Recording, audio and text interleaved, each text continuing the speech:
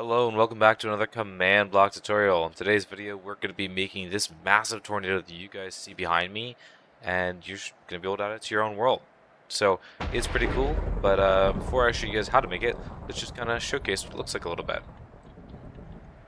So right now I have it standing in place, but if I flick this lever, tornado is going to be able to randomly kind of move around on its own. It's going to be picking up blocks as it's flying. It's going to be sending those blocks off in all directions. It's going to be able to target mobs and throw them up to the air.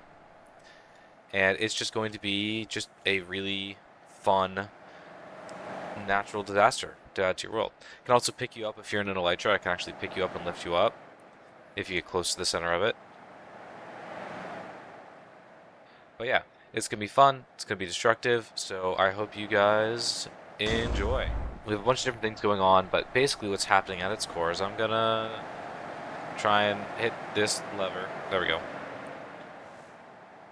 So that's going to turn off the movement for now.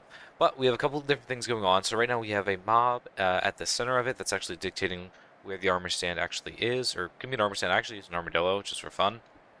But it can be any mob you want. Just name it tornado, and it's going to actually spawn in as a real tornado. And to kill the tornado, just kill that mob whatever way you feel like it, I suppose. But essentially what's happening is we're using a lot of FMBEs, and we're using them primarily for two different things. So you guys can see, if you guys remember my last video, I made the TNT with functioning debris. So we have a very similar function here, except we actually twisted and adjusted the gravity, so it's setting these blocks significantly farther than it would have otherwise. So that's one of the things that we're doing. The other thing we're doing is we're actually using the FMBEs to form the actual basis for our entire tornado. What we're doing is we're having a bunch of glass block FMBEs spawning from the center of the armadillo. The tornado can be whatever mob you want it to be.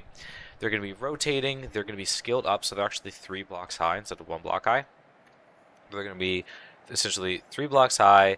They're going to be rotating, and their width is going to increase as they're traveling up.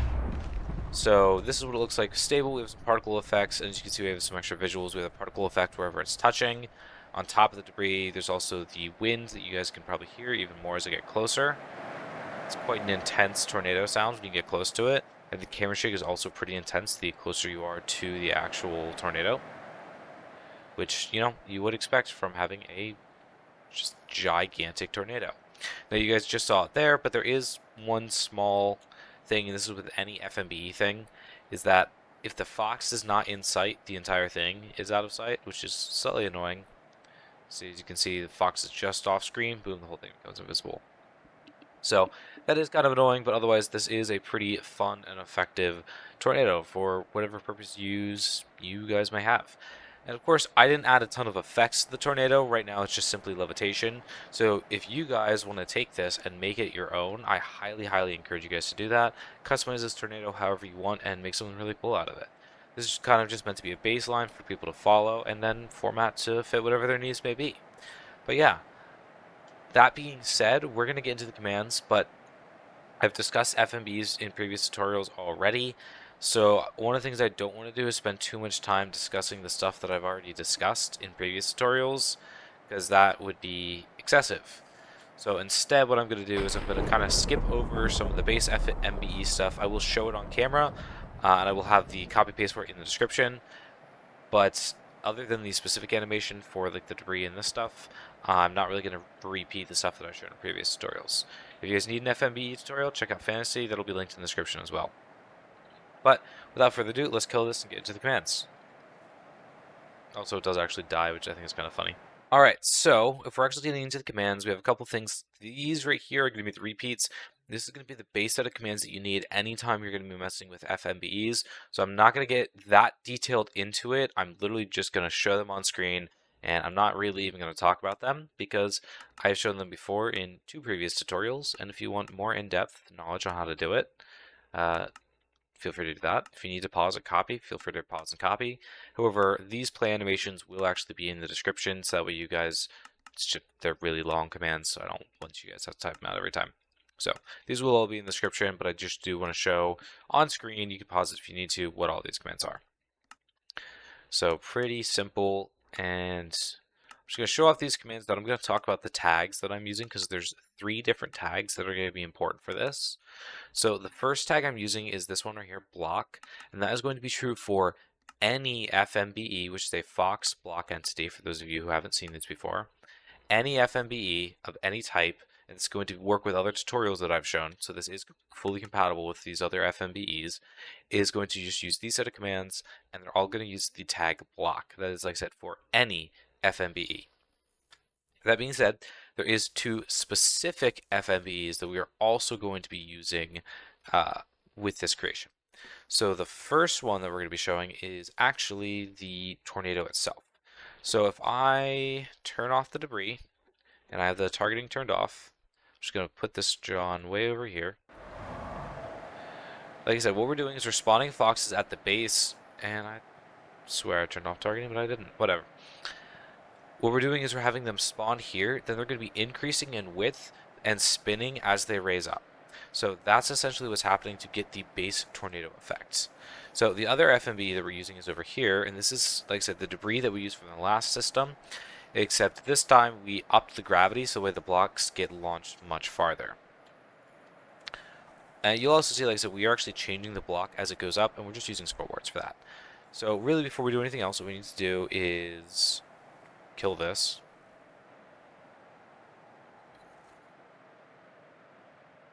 Then what we need to do is create the scoreboard. So you just want to hit scoreboard objectives, add fox_life, and then dummy. Just type this into the chat. This is going to be the actual scoreboard that you're going to need to control the timing for some things. So the first thing that we're going to be doing is looking at these set of commands right here.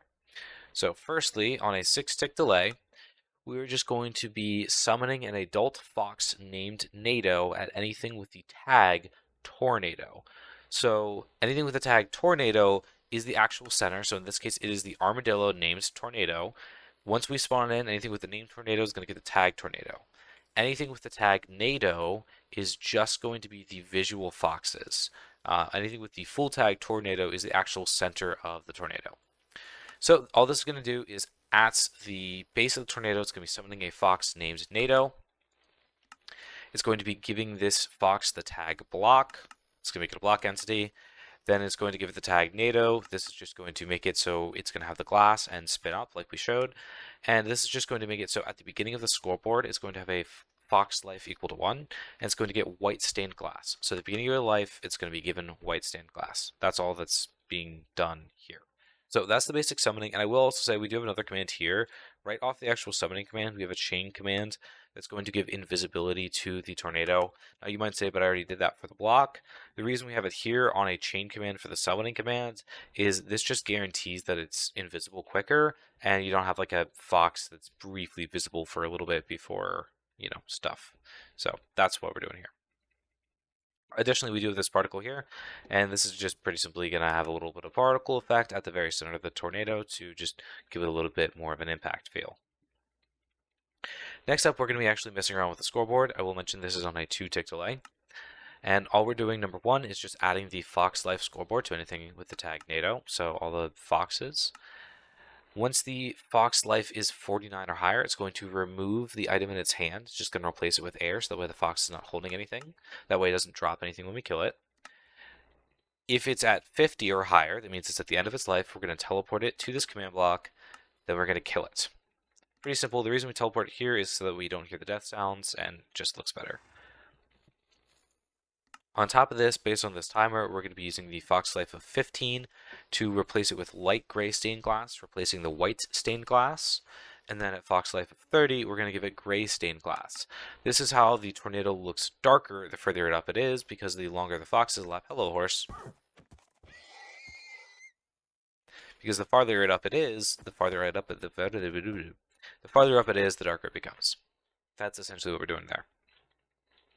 So we do have a couple commands here related to actually turning the armadillo or whatever you want that is named tornado into the actual tornado. So number 1, anything named tornado is just going to be invisible. Pretty simple. And next to that, anything with the name tornado is going to get the tag tornado. So like I said, all you have to do to summon a tornado is literally just take something and name a tornado. And it's going to function. Just like that. Okay. So now we're going to get into the fancy stuff. I will also mention this will be in the description. You don't have to type this out. Actually, it isn't as complicated as some of the other tutorial stuff, so this did take me a lot of tweaking. I did some of this off live stream, some of this was on live stream. But essentially what we're doing here with this play animation is we're using the animation player attack positions because that's a default animation that doesn't actually do anything. Then we are giving the v.yscale, that means we're turning its height up to 4. Then we're turning its v.xzscale, we're making that a math equation. So basically what we're saying is how long has this thing been alive? Multiply that number by 4. This just makes it so over the lifetime of the fox, the block is actually getting progressively wider. That's what's happening here. Then we're also making the vy position, so its height relative to the lifetime, so like how long it's been alive. So that means it's always increasing, the height's always increasing, times 150, but minus 20. This is going to move it a little bit below, so that way it's not like the tornado is floating, but this way the blocks are always going to be going up higher. Then we're going to make the v.x rotation to 0, pretty simple right there. But then the vy rotation is going to be where things get a little bit more complicated. Once again, we're doing the q lifetime, so how long has it been alive, times 150. This means that the rotation is always increasing the longer the fox is alive. Hopefully that made sense. If not, don't worry. It's in the description, so yeah, don't worry about it. On top of that, we have a couple stop sounds related to the foxes that just make life sound better. So I suggest having these on a 0 tick delay. Stop sound mob fox death, mob fox hurt, and mob fox ambience. That's just going to get rid of all the fox sounds so we don't hear them. Additionally, we're going to be copying the debris system that I use for my TNT commands, except instead of magma for the default block, we're using the glass thing. If you don't know what I'm talking about, I recommend you check out that video. But one of the other things that we're doing is executing at the tornado. We're going to summon a fox that's an adult called Nado Debris. Then we're going to give this fox the tag block, making it an FMBE. Then we're going to give it the tag Nado Debris. So that means it's specifically debris related to the tornado. Then we're going to do this, and this is a lot more complicated. What we're doing here is essentially, this is the same command that I showed in my TNT video, except we changed the gravity, and this essentially makes it so that the blocks get launched and they kind of spin around in midair, all that stuff that you guys already saw. So that's essentially what we're doing. I'm also going to mention this little command block over here is giving it invisibility. So that's pretty much what we're doing for controlling the actual foxes. Now we're going to talk about the blocks that the debris picks up. We're going to be using the same system I used my TNT concept that I did with Fantasy in a collab. We're going to be spawning these foxes. We're going to give the foxes a diamond pickaxe. Then we're going to enchant this diamond pickaxe with Silk Touch. Then we're going to use the loot command, so that way the fox is basically mining the block below it. It doesn't actually destroy it, but it says what would happen if I mine the block below me with this diamond pickaxe, and this is what happens. So that's what we're doing here with the loot command. Next up, we're going to be doing the same command, except instead of the block below the fox, we're going to be using these set of specific coordinates, which in this case is this glass block right here. So you will need to change this command to be whatever coordinate is, I don't know, it doesn't matter what coordinate you use, but it needs to be mining a specific block. The reason we're doing this is that sometimes the block that the fox is trying to mine isn't actually going to drop anything. If that's the case, it's still going to have the pickaxe in its hand. Therefore, it's going to mine this specific block. So that way, if the fox fails to mine something, it's simply going to pick up a glass block and then just kind of looks like more debris. The reason we're doing this is otherwise it would have a pickaxe and you would have diamond pickaxes flying across the world. So just make sure you have this set of coordinates is to a specific glass block or a block of your choosing somewhere in your world. That is important. Finally, we're going to give the fox the tag pick. That means it has already mined the block below it. Then we're just going to be doing some stuff with the scoreboards, and I will mention that this is on a 1 tick delay. We're just going to be adding fox life to the Nado Debris fox. Then we are going to give it, at the end of its lifetime, the block air. Then we're going to teleport it to this position right here. Then we're going to kill it. So functionally the same as what we did over here. It's just whenever the fox reaches the end of its life, it's going to teleport itself back to here. Pretty simple. All right. So now we have a couple more things. That's kind of the main visual effects of the tornado. So the rest of these are just kind of like the just I guess residual effects of the tornado. So that's like the how it's going to move around as well as how it's going to be affecting mobs and players with camera shakes and sounds and that type of stuff. You know, the usual. So what we're doing here is number one, just some pretty simple stuff. We're going to be constantly teleporting the tornado downwards, but with true. That just means that if it ever goes where it's like flying in the air, it's going to instantly teleport down to the ground. So we have a series of these teleporting downwards commands all in a row. But we also have a TP up commands, and this is not true. So basically this is saying unless it is already in air, it's going to teleport itself upwards. Unless it's already in air, it's going to teleport itself upwards. This just essentially, like I said, means that if the tornado for some reason goes into a block, it's going to go to the top of the block instead of just clipping through it. And the TB downwards are going to make sure the tornado isn't just randomly flying in the midair instead of being on the ground like it should be. So then we have two teleport commands. So the first one is just going to teleport it at the closest thing that is not itself, so the closest entity that's not like an item or another FMBE or something like that. This is pretty simple. It's just going to slowly teleport that direction. At the same time, it's also going to be teleporting to the nearest player.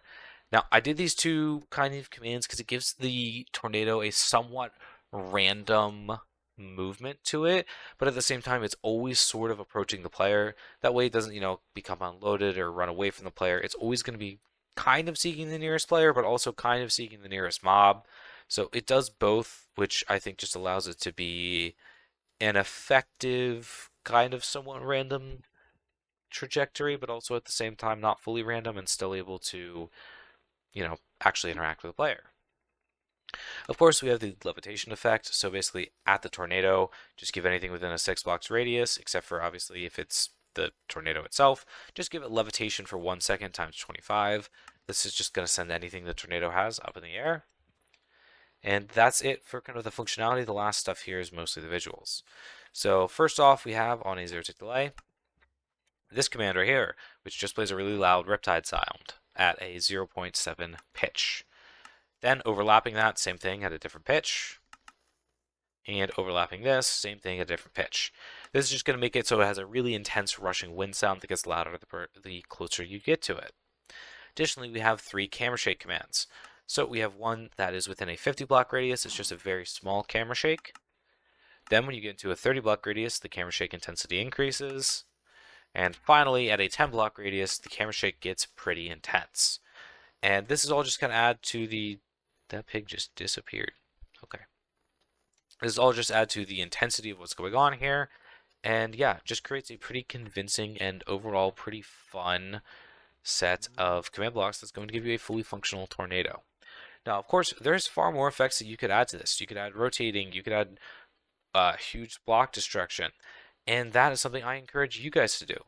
And I realized I could have done some of that in this tutorial, but this tutorial is already quite large. Maybe I'll do some of that in a part 2. But I also encourage you guys to customize this and make this tornado kind of function as your own. Use this as a base and add your own effects to it.